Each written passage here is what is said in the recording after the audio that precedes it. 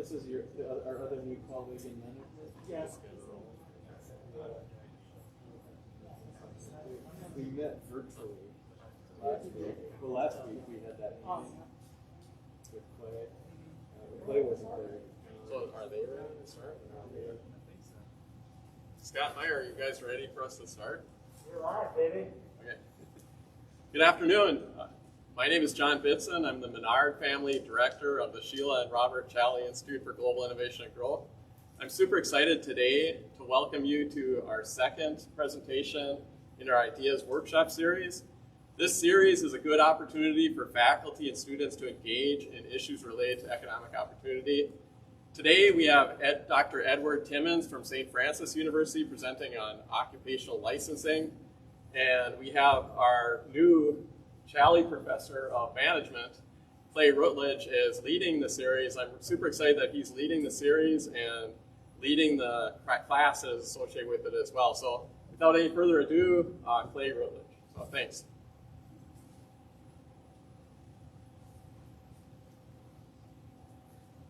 Thank you, John. As John said, we're very excited to have our second speaker, but first live speaker, Dr. Edward Timmons, who is a professor of economics and director of the NIE Center for the Study of Occupational Regulation.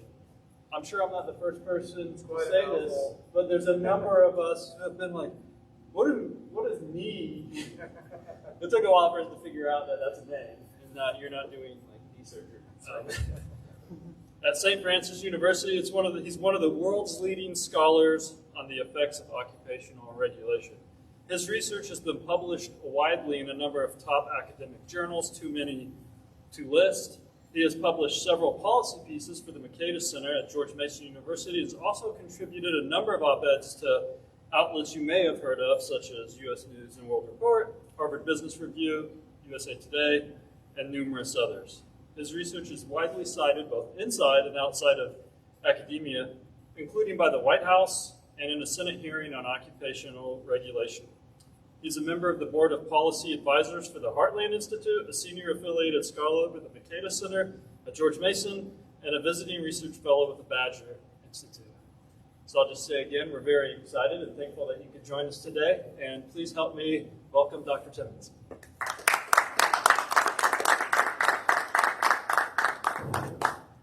Well, thank you very much, Dr. Rutledge. Thank you, Dr. Bitson. It's really, really great to be here, and I really mean that. I mean, it has been such a long time since I've been somewhere besides St. Francis University. I'm very, very happy to be here. I am not a Eagles fan. I'm actually a Saints fan, but let me thank North Dakota State University on behalf of the Eagles for Carson Wentz. Thank you very much for making that contribution to Pennsylvania. Very much appreciated. So I teach at St. Francis University. It's a small Catholic university in central Pennsylvania. And I've spent the bulk of my academic career studying this topic of occupational regulation. I've tried to follow in the footsteps of the late, great Milton Friedman, very well-known, very famous economist who also did his dissertation on occupational licensing. So my talk today, I'm going to spend a little bit of time talking about what occupational licensing is. Then I'm going to focus on my research that I did for the Archbridge Institute that looks at how occupational licensing has affected economic mobility and income inequality, and also talk about some of the other stylized facts with respect to occupational licensing. I'll then wrap up and talk about how we can move forward, how we can ultimately improve some of the challenges that occupational licensing unfortunately presents.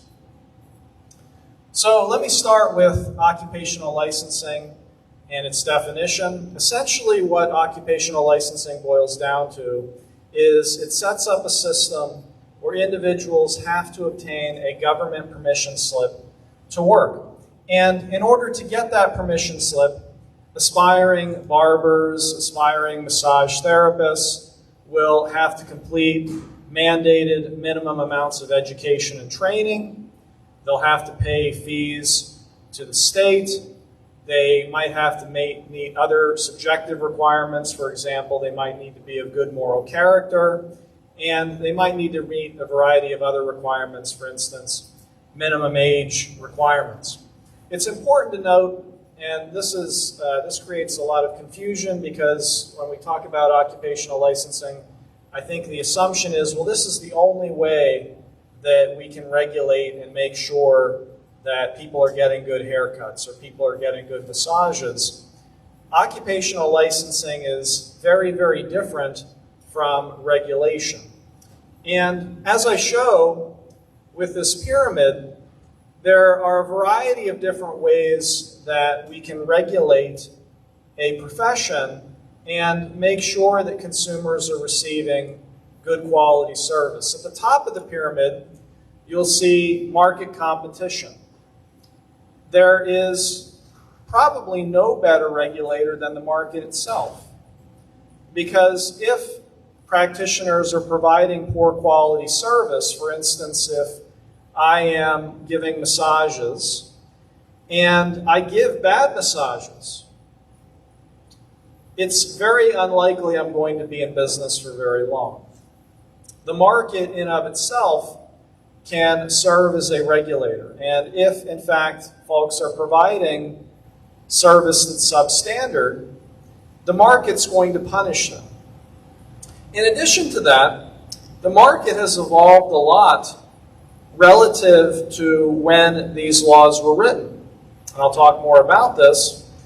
But if we think about the state of the market in the early 1900s, people didn't necessarily have access to the same information about the quality of the service that they were receiving, about the reputation of that provider.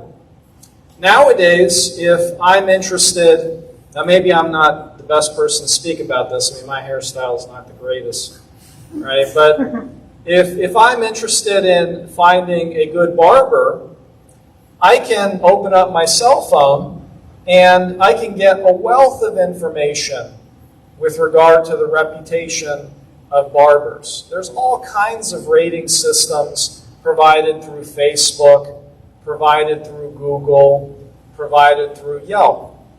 So we as consumers have a lot more information and easy to access information relative to when a lot of these laws were ultimately passed and put on the books. There's also other ways that we can regulate. States or individual localities can have deceptive trade practice acts, right? If somebody is just doing something that's unsavory or fraud, there are rules on the books that will protect us from those. And we don't necessarily have to jump all the way to licensing. We're all exposing ourselves to a tremendous amount of risk when we go and eat at a restaurant. We're physically taking something and putting it into our mouths that someone else has prepared. But none of those restaurant staff are licensed individuals. Not one of them has an occupational license. What the government does instead is they use random inspections to make sure that those cooks, those restaurant staff are following safety protocols and making sure that we're not getting exposed to, or at least limiting the possibility of us getting exposed to viruses and bacteria and so forth. If I am looking to get a tree cut down, there are some risks, right? I mean, something can go wrong when somebody cuts down the tree. And in fact, people who have nothing to do, in economics we call this an externality, right? But people who have nothing to do with that market could potentially face some consequence associated with a bad tree trimming service, because that tree might fall on my car and I have nothing to do with that market. Well, we have this system of bonding that forces these providers to obtain insurance, and if something like that goes wrong, the bystander, if you will, has some recourse, right, from something going wrong with the tree trimming. licensing is all the way at the bottom of this upside-down pyramid. It is the most restrictive, most burdensome way to regulate an occupation. And there are a number of other ways, and I would argue in most instances, we could use one of these other means of regulating the profession and not have the same consequences that licensing unfortunately results in. So, what is the effect of occupational licensing? What will requiring aspiring barbers to complete hundreds or maybe thousands of hours of education and training, paying fees to the state, what effects will this have? Well, we have two distinct theories. We have a theory that essentially says that occupational licensing primarily works as a barrier to entry. By making it harder for individual aspiring workers to enter a field, essentially what occupational licensing is going to do is it's going to restrict access. It's going to mean that consumers have less choice. There's going to be fewer barbers. There's going to be fewer massage therapists. And that's going to have negative consequences. Occupational licensing is primarily having this negative effect on consumers, on aspiring entrepreneurs who are looking to start a new business. There's another theory that posits that occupational licensing essentially fills in the information gap. That you as a consumer, you don't have the same access to information as the provider. Right? I'll try not to get too theoretical here, right? But another economic theory that gets used here is this theory of asymmetric information. Right? It was made famous by a Nobel Prize-winning economist, George Akerlof. He wrote about the market for used cars. Right? But in the specific instance of occupational licensing, essentially I, as a patient, don't have the same information as the doctor does with respect to their education and training. So with occupational licensing, I will at least know that that doctor has completed medical school. I will know that they have completed some bare minimum, and that's important to keep in mind. It's a bare minimum. Right? But I will know that they've completed some bare minimum amount of education and training. And you'll see these two theories sometimes named. The Friedman-Stigler theory of the effects of licensing is sometimes called the private interest hypothesis, that occupational licensing is really not so much for us as consumers, but it's actually beneficial to the provider. And that's why there's so much interest in keeping occupational licensing the way that it is, maintaining the status quo. Whereas the hypothesis put forward by Shapiro and Leland sometimes gets referred to as the public interest hypothesis, that occupational licensing is in fact good for consumers, that it is in fact delivering a public good that all of us are able to benefit from. So this is a graph that was made famous by Morris Kleiner. Morris Kleiner is, I would say, the most famous, most well-known researcher in this area right now, and he's just right down the road at the University of Minnesota. Morris Kleiner took a look at the trajectory for occupational licensing over time and the trajectory for unionization. And as you can see with the red line, unionization has been in the private sector trending downward over time. Whereas with occupational licensing in the 1950s, about 1 in 20 workers were licensed. Today, that figure is more than 1 in 5. So occupational licensing has grown tremendously in the labor market. And it doesn't, in my opinion, maybe I'm a little biased, I'll be honest. I mean, this is a subject that I really like. I've studied almost my whole academic career. But occupational licensing, relative to some other labor market institutions, doesn't quite get the same amount of attention. It's not quite as well understood, well studied.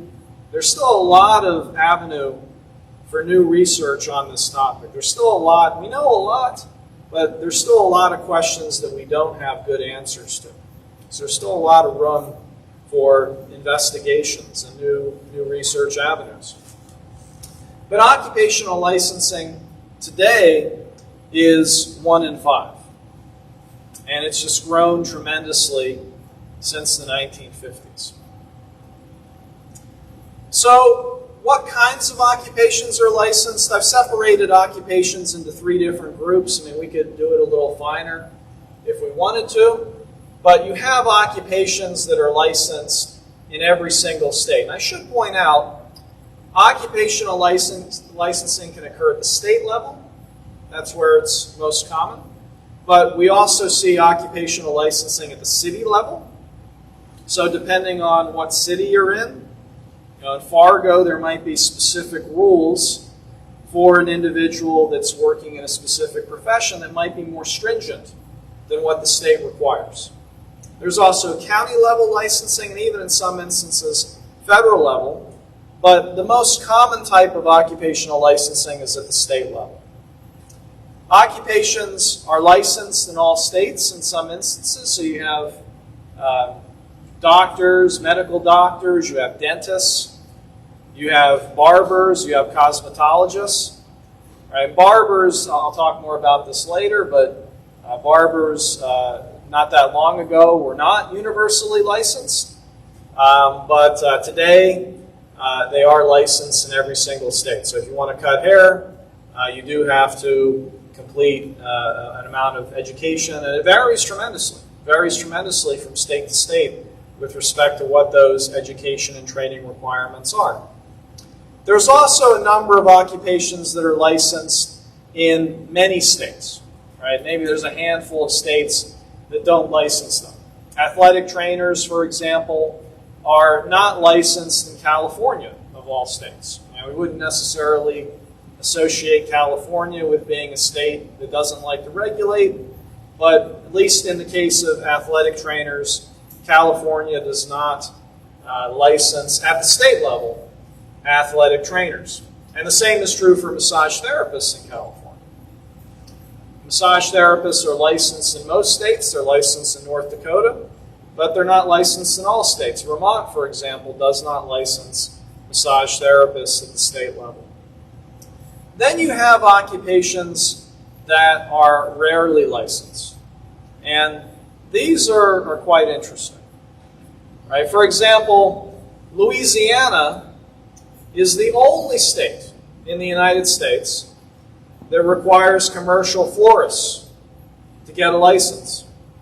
I'm not sure what the public interest argument would be. Maybe if somebody is getting their significant other a bouquet, maybe there's a threat of a homicide if that bouquet is not particularly well done. I don't know.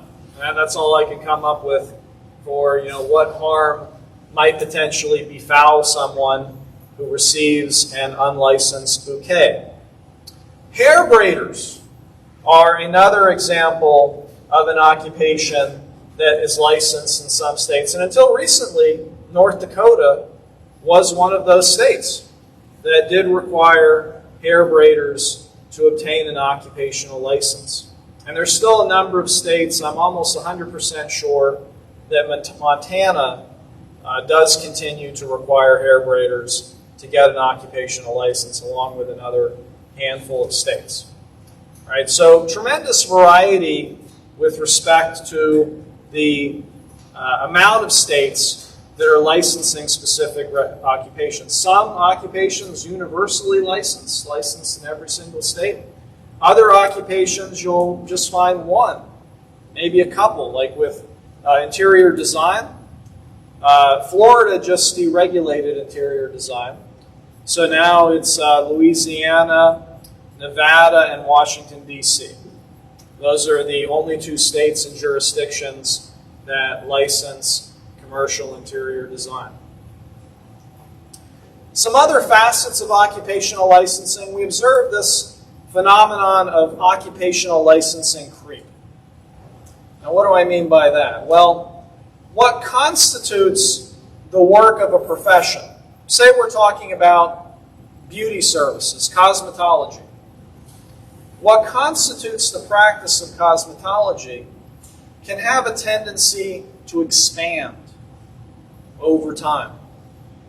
In some states have gone so far to say that touching someone's hair, the mere act of touching another individual's hair, constitutes cosmetology. So, of course, what this means is if somebody wants to braid another individual's hair for money, they're going to have to obtain a full-blown cosmetology license.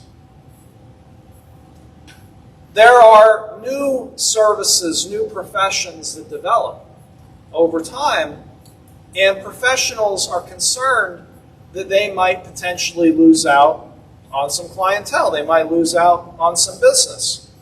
For example, and I had to look this up, I honestly didn't know beforehand, but animal massagers.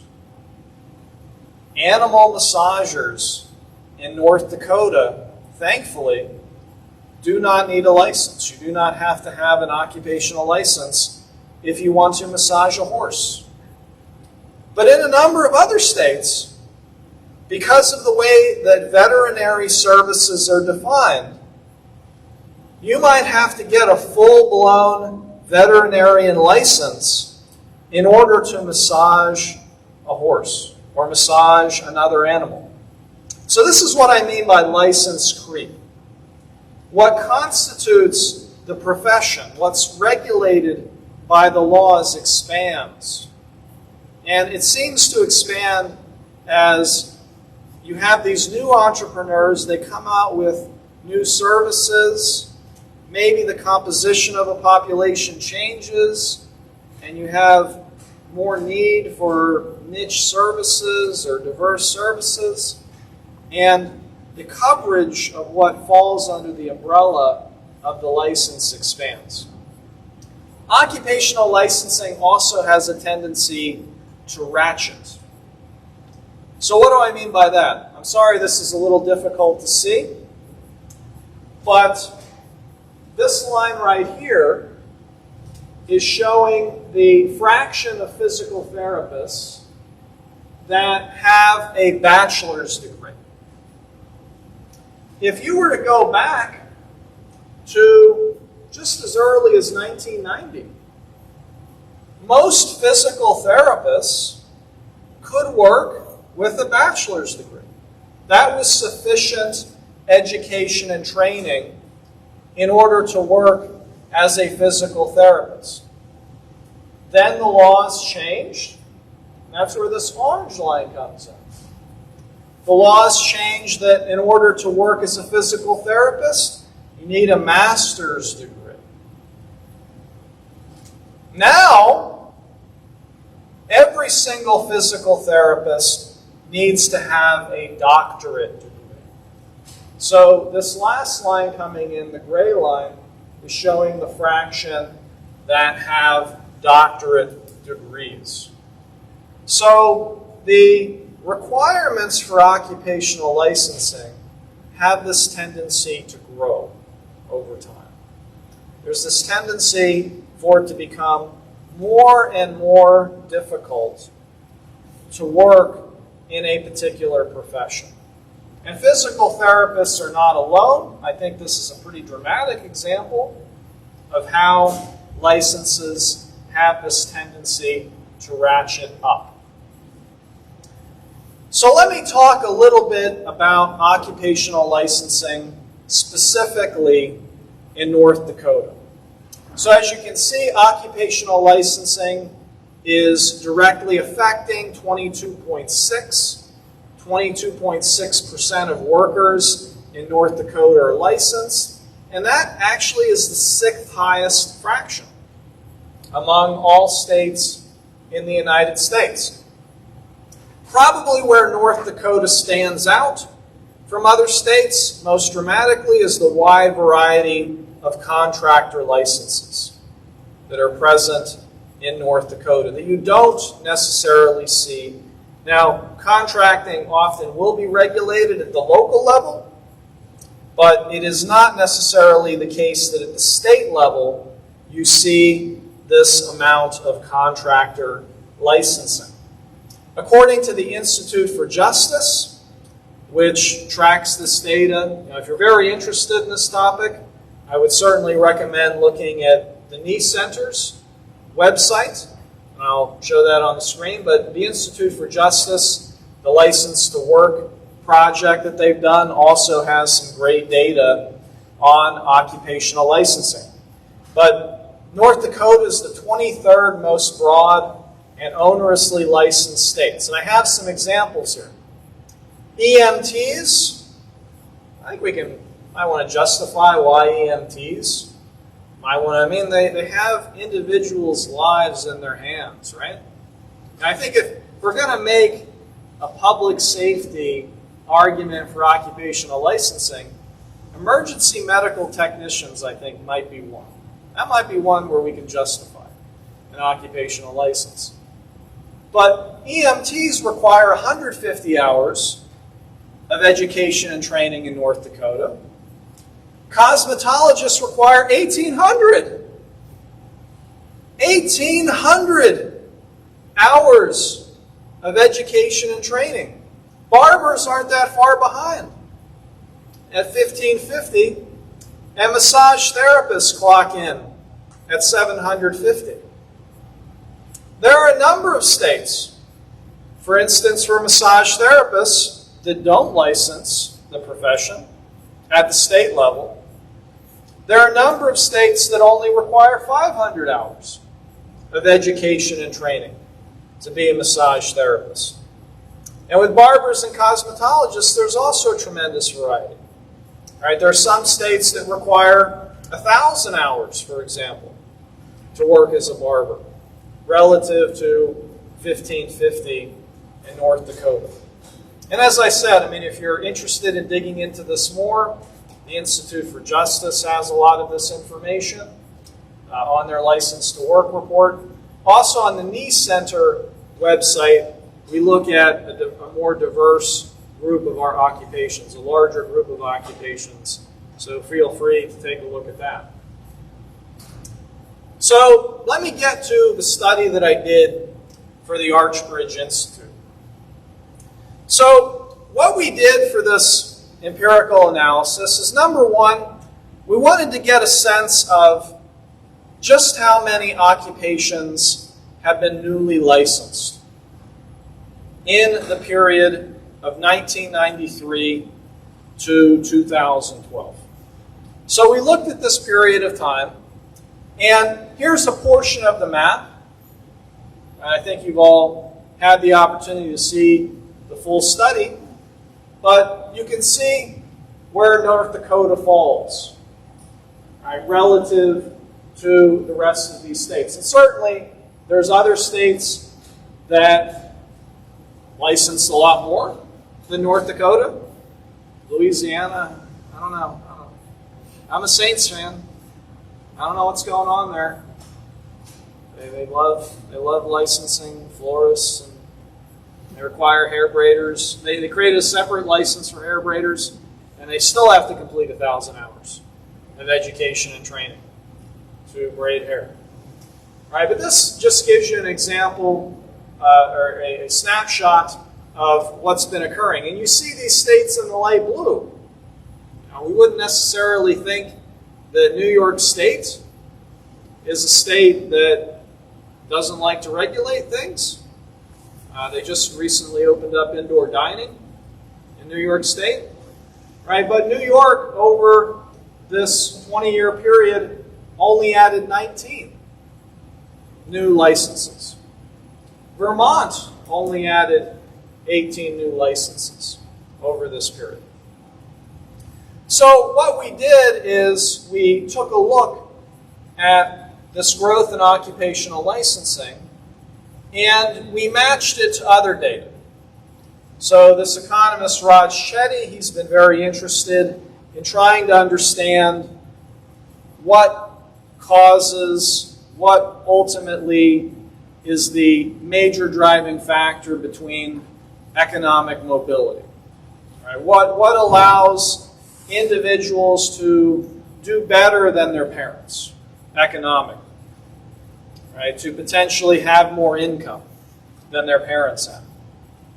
And we tried to see if we can observe any specific results with respect to economic mobility as a result of this tremendous growth in occupational licensing. And on average, states added 31 new occupations over this 30-year period. And I'm going to keep you in suspense for a little bit. Right, but I promise I'm getting there. I'm going to get to my punchline. So, why is occupational licensing something that I think is important, that I think is deserving of more attention? Right? Something that seems to be holding back not just workers in North Dakota, but workers all across the United States. Well, here's a simple supply and demand diagram. Right? I mentioned the private interest hypothesis. So we might predict that because of occupational licensing, if you make it harder for individuals to work as a barber or to work as a cosmetologist, then there are going to be fewer providers. We as consumers are not going to have as much choice. And we can predict with a basic supply and demand diagram that occupational licensing should have this effect of increasing prices. Thankfully, the Obama administration in the summer of 2015 put out this white paper. And it was really, really nice. I was really happy that they did it because it meant I had more business, which was good. I personally benefited. Right? But all kidding aside, I was really, really happy that the White House put out this report because it really shed new light on this topic. And it led others that wouldn't ordinarily be looking at occupational licensing to begin to pay attention to it. And it became marked as one of those beautiful things in policy, a bipartisan issue, once the Obama administration recognized the consequences of occupational licensing. So what this study did is it summarized all that we knew with respect to occupational licensing. And there's a quote in the Obama administration report, and essentially says that it's unequivocal that occupational licensing results in higher prices for consumers. And in fact, both theories of occupational licensing would predict this, if we really think about it. In one theory, the private interest hypothesis essentially says that supply is going to go down. The public interest hypothesis essentially says there's going to be more demand. All right, so both theories make this prediction, and that's exactly what we find. Occupational licensing does result in higher prices for consumers. Now, getting to the research that I did for the Archbridge Institute, I specifically pulled out the numbers here for North Dakota, right, and looked to see, relative to the average, how North Dakota compared. And looking at North Dakota's numbers, it seems that growth in occupational licensing in North Dakota was associated with a 3.1% reduction in economic mobility, meaning that kids had less chance of doing better than their parents as a result of growth in occupational licensing. And also, occupational licensing was associated with a 7% increase in income inequality. If we think about this, the mechanism for this reduction in economic mobility and increase in income inequality is intuitive. Because essentially what occupational licensing is doing is it's restricting the choice of occupations for these workers, for these aspiring workers. So if these workers have less choice with respect to what they can do in the labor market, their outcomes in the labor market might not be as successful. So I think we can tell a good intuitive story. This needs more research, don't get me wrong. I would consider this a first pass. I don't want to get into great detail, but we can't establish a causal pathway. Right? There's no natural experiment for you economists in the room.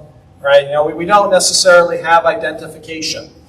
Right? But certainly there does appear to be some evidence of a relationship between these two events. There's a lot of other research that's been done on the effects of occupational licensing, the consequences of occupational licensing. For example, licensing is found to reduce labor supply. Now this we would only observe if the private interest hypothesis were the dominant result or the dominant methodology for explaining why and how occupational licensing affects the labor market. Right? So this was a study that was published in the British Journal of Industrial Relations, and by the way, at the end I'll have all the references that I'll be able to share with all of you. Right? But this study found evidence that licensing caused this reduction in labor supply. There's also a very good paper that just came out in the American Economic Journal of Economic Policy, and it finds that occupational licensing reduces interstate mobility. This is another unfortunate outcome of occupational licensing requirements differing from state to state. If I'm trained as a barber, I might find that I can't move into another state and work as a barber. My license won't transfer. And I'll need to meet new requirements. Maybe retake the exam in certain instances in order to begin working. So that's a tremendous disincentive for me to want to move. A tremendous new cost for me to want to move to a new state. And that's exactly what Johnson and Kleiner find in this study. Now, we have all of this evidence about the consequences of occupational licensing. We know that occupational licensing imposes costs. Do we observe evidence of benefit? Well, sadly, no. Now, admittedly, quality is subjective. Quality can be hard to get at. But the evidence that we have is mixed at best. That same Obama White House study summarized all of the existing research on occupational licensing. Only 2 of the 12 studies found anything. And it wasn't very strong evidence that was found that licensing improves quality. There's been some other good recent research.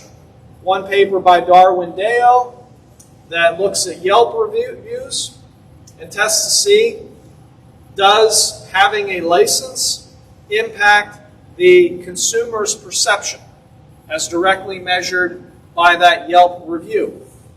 And what she finds actually is that licensing might hurt quality, if anything, with respect to that consumer review. There was another really good paper that came out from the National Bureau of Economic Research. And what these authors did is they looked at an online platform for home improvement services. And the authors were able to track whether or not the contractors had licenses or not. And what the authors find is that consumers care much more about the star rating. You know, that rating that I talked about earlier? Consumers care a lot more about that than they do whether or not the contractor has a license. All right, so consumers, in the evidence that we have, don't seem to be benefiting all that much from occupational licensing. At best, it's mixed, that occupational licensing is improving quality. So, things looked pretty bleak for a long period of time. I did a paper a number of years ago where we tracked successful instances of the removal of occupational licensing.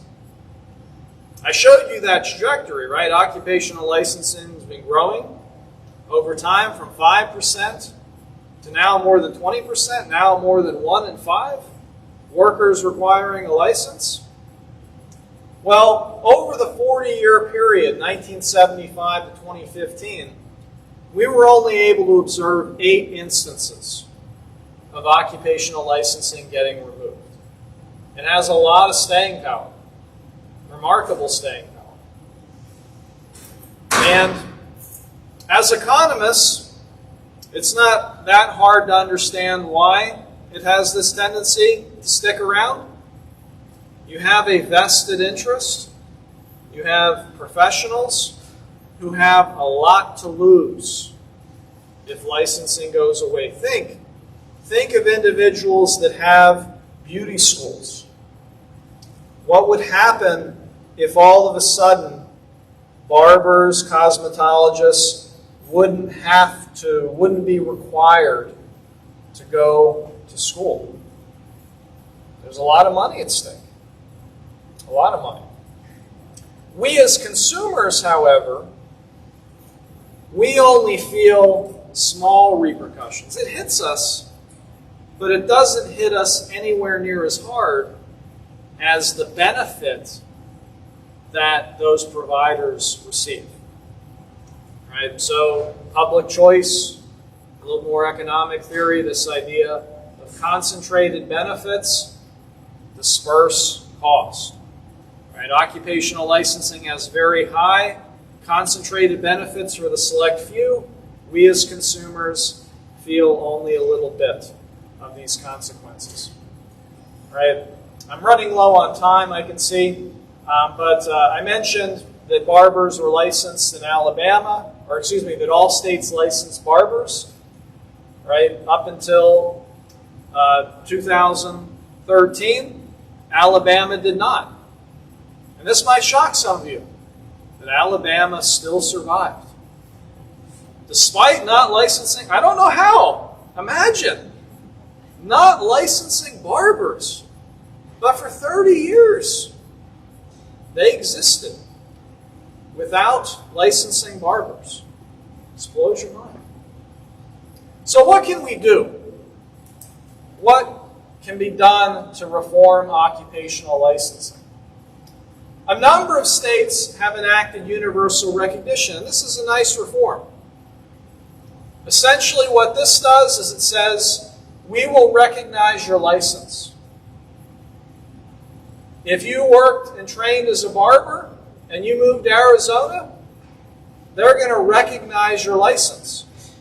You'll have to pay a fee, but you will be able to work in Arizona. You won't have to worry about going through the licensing process again. And there are a handful of other states. Iowa probably has the best one because it recognizes training for individuals that aren't licensed. So individuals can move into Iowa that don't have a license, and Iowa licenses the profession, And if they can document training and they have a good history, then they will be able to work in Iowa. There is a pathway for unlicensed individuals in Iowa today. That just happened earlier this year. Florida also enacted a significant reform, getting rid of a number of occupational licenses like interior design, boxing judges. A number of states have enacted sunrise, sunset. These often can get captured, unfortunately. They're in that paper that I mentioned before. We documented instances of occupational licensing. There are lots and lots of sunset reports that recommend getting rid of licenses, but unfortunately they don't get acted upon. So that process does have a tendency to not be as effective as we would like. There's also a proposal that's been put on. No state has done this, but there's been a proposal put forth, this Occupational Licensing Consumer Choice Act, that would essentially give consumers the opportunity to receive services from unlicensed individuals. Essentially, it would convert licensing to what we call certification. People might not be eligible to use certain titles, but all individuals would be able, for instance, to go to get a haircut from an unlicensed barber, as long as the barber acknowledged, "I'm sorry, ma'am, I'm sorry, sir, I don't have a license. I just want to let you know that before we proceed with this transaction. I cut your hair. I don't have a license. I'm just making it clear." As long as that's done, the transaction can proceed. But as I said, no states move forward with that. This virus kind of stinks, right? I'm happy to, as I said, be here. Very nice to be here in Fargo. But one positive thing that's come about from COVID-19 is a lot of states have enacted waivers for a lot of these occupational licensing laws, right? Getting rid of the exam requirement and allowing nurses, because we need nurses, right? Allowing nurses to work under the supervision of another nurse without completing the nurse licensure exam, the NCLEX exam. Even with lawyers. Now, this was always the case in Wisconsin. You don't have to pass the bar exam in Wisconsin to be a lawyer. It's not a requirement.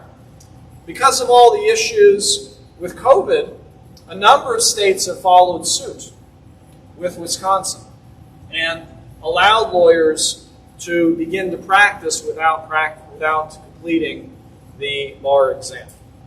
So one benefit from COVID, it'll be very interesting to see how state legislators and how state governors move forward once this pandemic ends.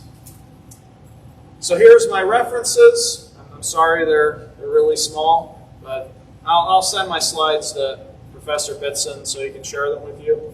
And there's the Knee Center. It's csorsfu.com. You can just Google it also. As I said, a lot of data. And I'm really happy to answer any questions. Thank you very much.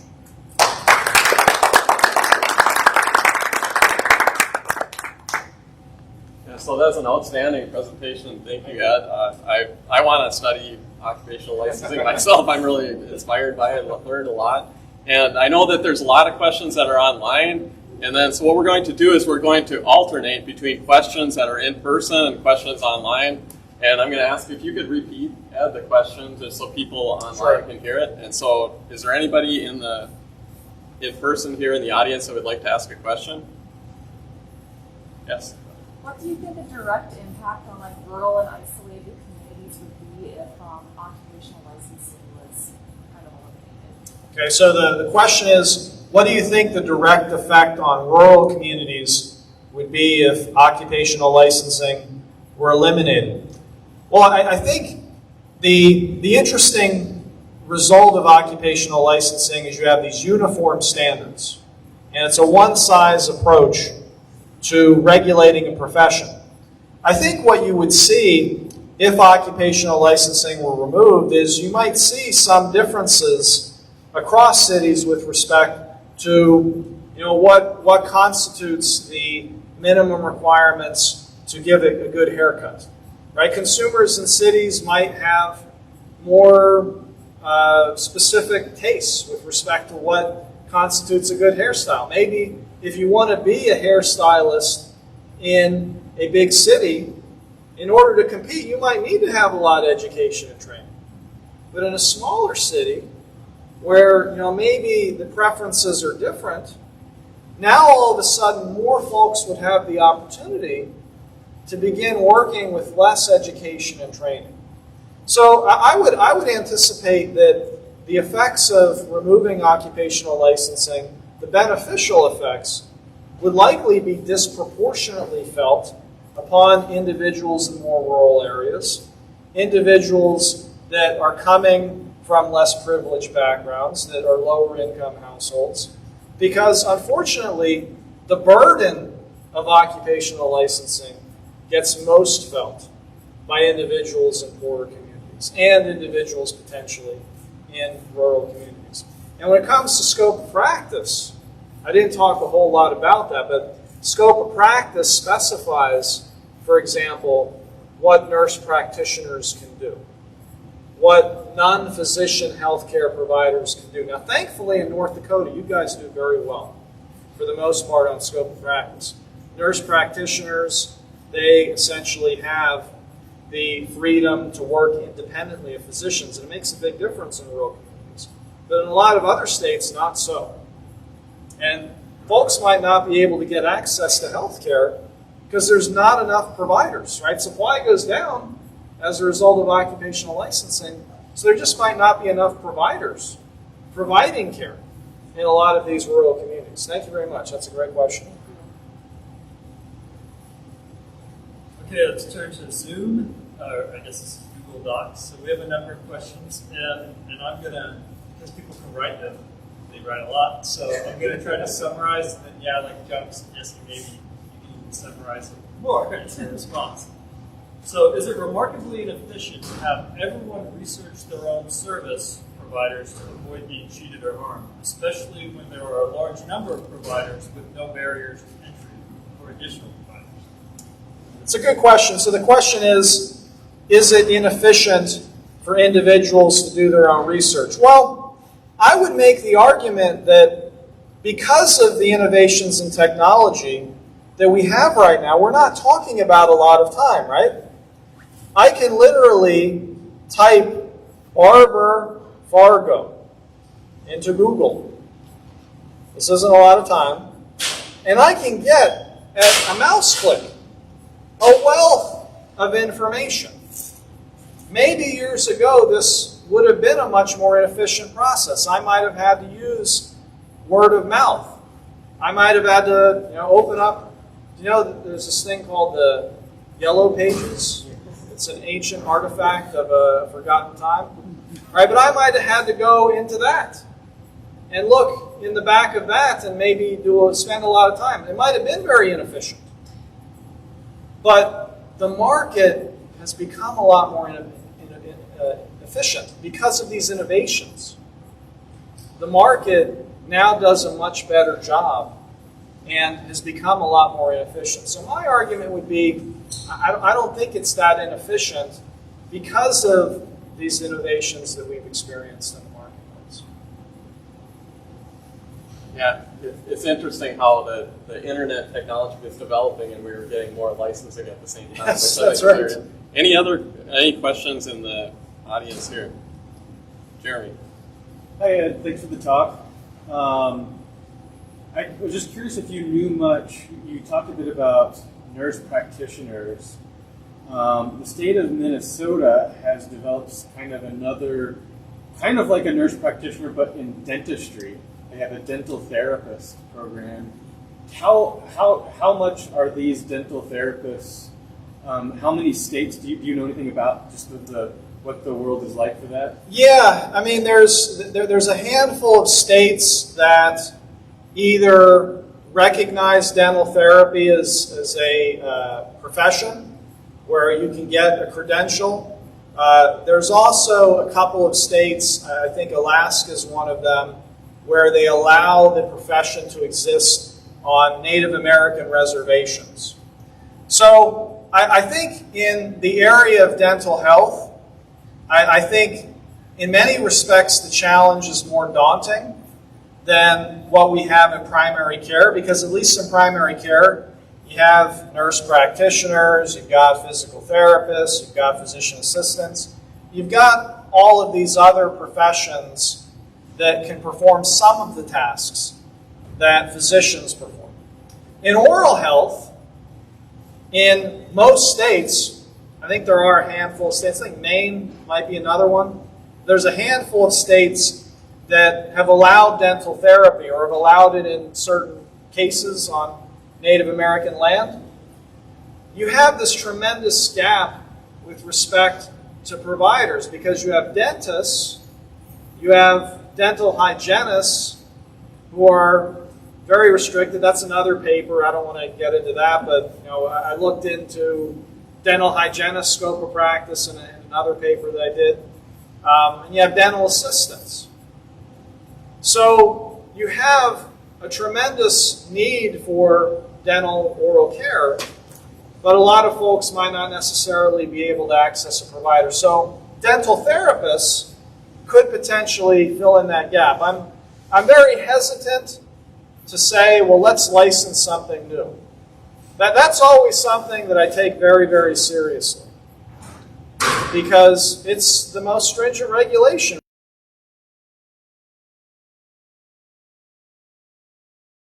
Make an argument for a new license. Dental therapy might be one of them because we need to have more providers that are able to cater to individuals living in rural areas, living in underserved communities, and certainly dental therapists. I mean, I'd argue that dental hygienists also, if given the ability to do so, can play a much larger role. I mean, essentially, dental therapists are almost like, dental hygienists alpha, or something like that. They can do a little bit more than what dental hygienists oftentimes are allowed to do. So maybe dental hygienists just themselves, if they're allowed to do what they're trained to do, would be able to fill in a lot of that unmet need.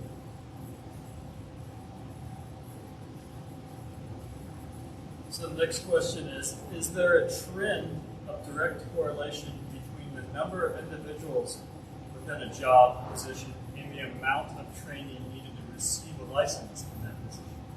All right, so the question is there a correlation between the number of people in a profession and the requirements for licensing? I don't know of any direct investigation of that. I mean, generally, the clout of a professional association is going to matter a lot, and that doesn't necessarily correlate with the number of folks in the profession.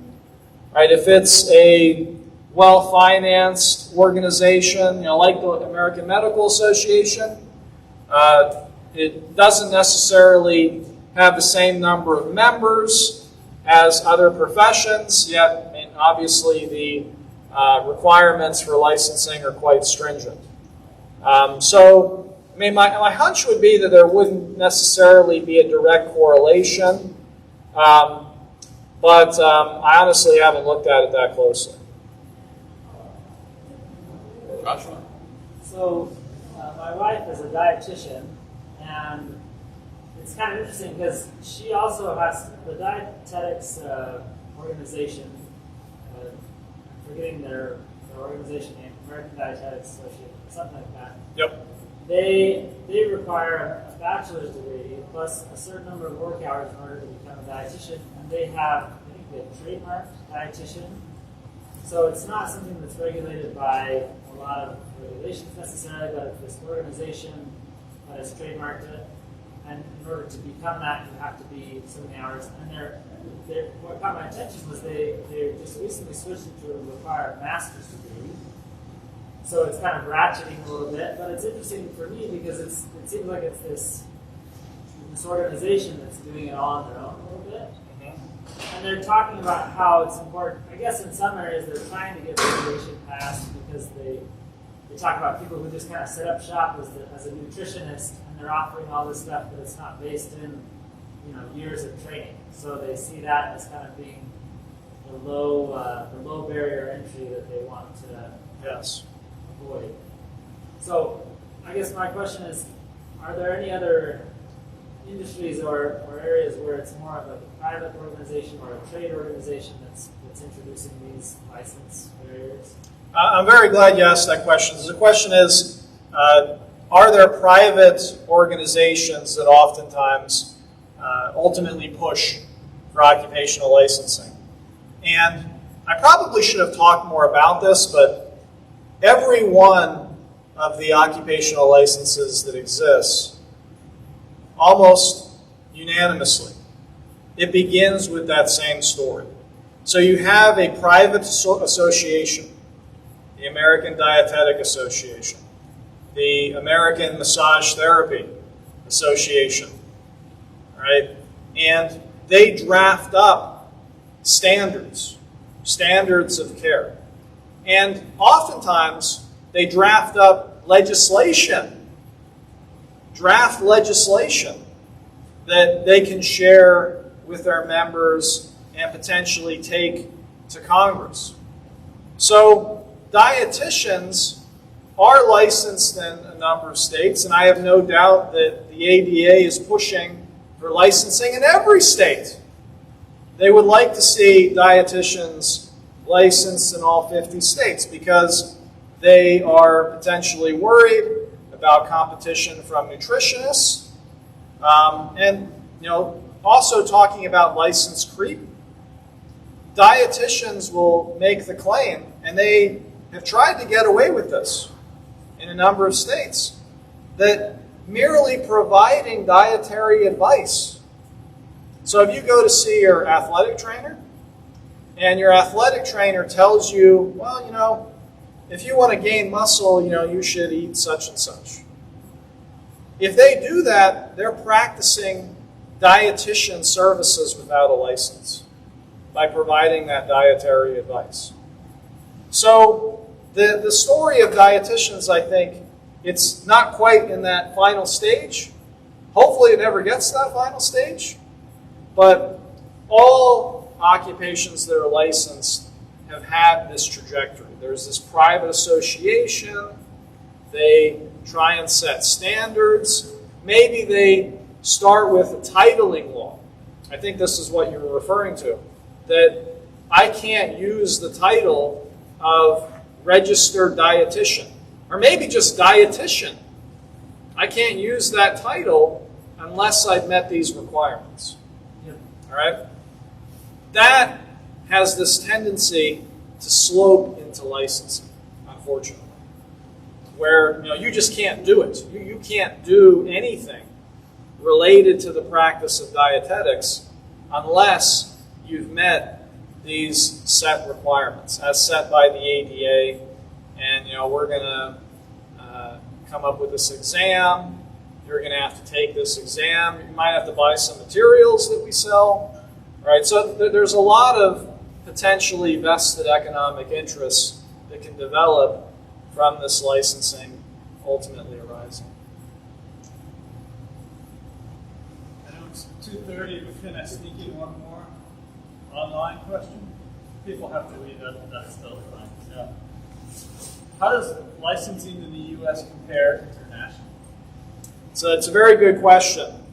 And occupational licensing now is on the radar of a number of other countries. The European Union, for example, they have strong interest in free mobility of workers across EU countries.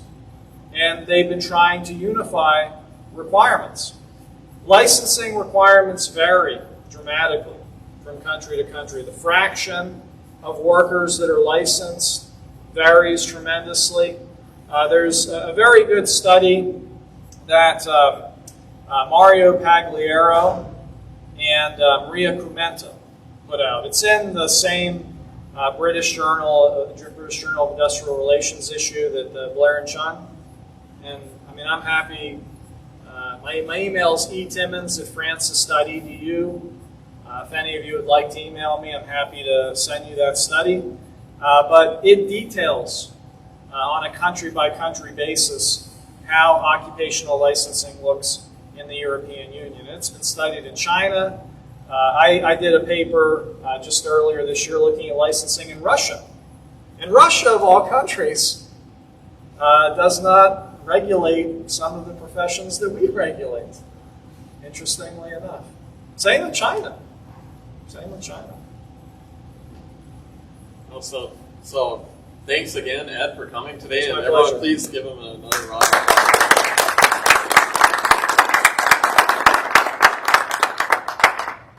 I'm sure you'll stick around for